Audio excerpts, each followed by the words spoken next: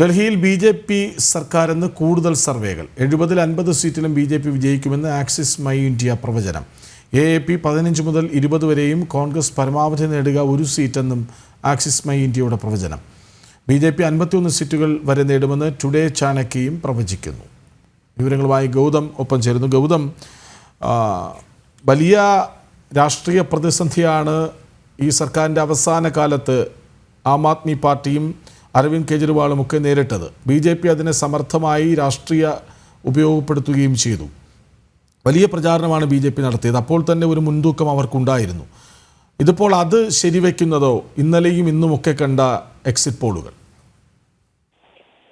കൃഷ്ണരാജ്, ഈ തെരഞ്ഞെടുപ്പ് പ്രചരണത്തിനകത്തുണ്ടായ മേൽക്കൈ ഇപ്പോൾ ഈ എക്സിറ്റ് പോളിനകത്തും ബി.ജെ.പിക്ക് ലഭിക്കുന്നു എന്നതാണ് ഏറെ ശ്രദ്ധേയമായിട്ടുള്ള ഘടകം. ഇന്നലെ വൈകുന്നേരം തെരഞ്ഞെടുപ്പ് പൂർത്തിയായതിനു ശേഷം ഏതാണ്ട് 10 എക്സിറ്റ് പോളുകൾ പുറത്തു വന്നതിൽ 8 എണ്ണവും ഡൽഹിയിൽ ബി.ജെ.പി. അധികാരത്തിലെത്തുമെന്ന് പ്രവചിക്കുന്നതായിരുന്നു. ഇന്നിപ്പോൾ മൈ ആക്സിസ് ഇന്ത്യ, അതോടൊപ്പം തന്നെ ടുഡേസ് ചാണക്യ തുടങ്ങിയ ചില സുപ്രധാനമായ എക്സിറ്റ് പോളുകൾ കൂടി പുറത്തു വന്നിട്ടുണ്ട്. ഇവ രണ്ടും ബി.ജെ.പിക്ക് ഐതിഹാസികമായ ഒരു വിജയമാണ് ഡൽഹിയിൽ പ്രവചിക്കുന്നത്. അതായത് മൈ ആക്സിസിന്റെ ചൂണ്ടിക്കാണിക്കുന്നത് ഏതാണ്ട് 45-നും 55-നും ഇടയിൽ, അതായത് കേവല ഭൂരിപക്ഷത്തിന് വേണ്ട 36-ഉം കടന്ന് ഒരുപാട് നമ്പറുകൾ നേടിക്കൊണ്ടുള്ള ഒരു 3-2 ഭൂരിപക്ഷത്തോടു കൂടിയുള്ള ഒരു വിജയമാണ് പ്രവചിക്കുന്നത്.